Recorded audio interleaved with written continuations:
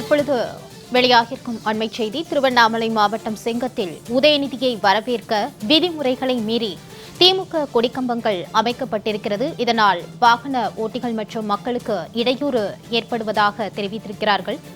மக்களுக்கு இடையூறு ஏற்படுத்தும் வகையில் அமைக்கப்பட்டுள்ள திமுக கொடிக்கம்பங்கள் மற்றும் பேனர்கள் அமைக்கப்பட்டிருக்கிறது. இதனால் வாகன ஓட்டிகள் அச்சத்துடனேயே பயணிக்கும் சூழல் ஏற்பட்டிருக்கிறது. கூடுதல் விவரங்களோடு செய்தியாளர் ராஜா இணைகிறார். வணக்கம் ராஜா, அது குறித்தான கூடுதல் விவரங்களை வழங்கலாம். திருவண்ணாமலை மாவட்டம் செங்கம் போலூர் குப்பநத்தம் மும்முனை சந்திப்பில்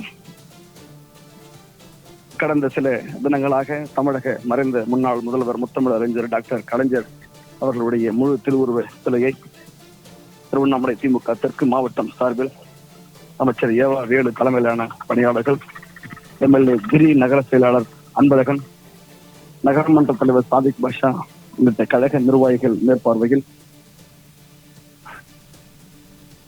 தமிழக துணை முதல்வர் உதயநிதி ஸ்டாலின் அவர்கள் இன்று இரவு சுமார் 8 மணி அளவில் திருவண்ணாமலையில் பல்வேறு திட்டப்பணிகளில் பங்கேற்று செங்கத்தில் வந்து இன்று கலந்து கொண்டு அவர்களுடைய திருவுருவ சிலை மற்றும் 72 அடி கொடிக்கம்பத்தை திறந்து வைக்க உள்ள நிலையில் திமுக நிர்வாகிகள் திருவண்ணாமலை சாலை முதல் செங்கம் செய்யாறு மேம்பாலம் அருகே கலைஞர் சிலை திறந்து வைக்கும் இடம் வரை ராட்சத கொடிக்கம்பங்கள், மின் விளக்குகள், தோரணங்கள் உள்ளிட்ட டிஜிட்டல் பேனர்கள் ஆகியவைகளை பொதுமக்களுக்கும் வாகன ஓட்டிகளுக்கும் இடையூறு ஏற்படுத்தும் வகையில் அமைக்கப்பட்டுள்ள சூழல் நாம் தற்போது பார்த்து வருகிறோம்.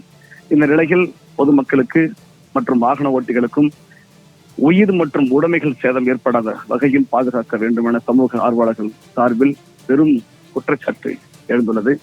மாவட்ட நிர்வாகம் போர்க்கால அடிப்படையில் ஆங்காங்கே துறை சார்ந்த அலுவலர்களை கண்காணிப்பு பணியில் ஈடுபடுத்தி பொதுமக்களுடைய உயிர் மற்றும் உடைமைகளை பாதுகாக்க வேண்டும் எனவும் கோரிக்கை முன்வைத்துள்ளனர்.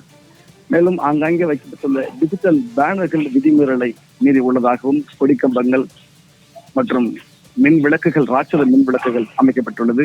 இதனால் மக்களுக்கு ஏதேனும் அசம்பாவிதம் ஏற்படுமா என்ற சூழலும் நிலவி வருகிறது.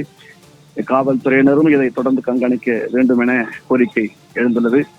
இதனால் இந்த கூட்ட நெரிசலில் ஏதேனும் மக்களுக்கு உயிர் மற்றும் உடைமை சேதம் ஏற்படாமல் இருக்கவும் கண்காணிக்க வேண்டும் என குற்றச்சாட்டும் முன்வைத்துள்ளனர்.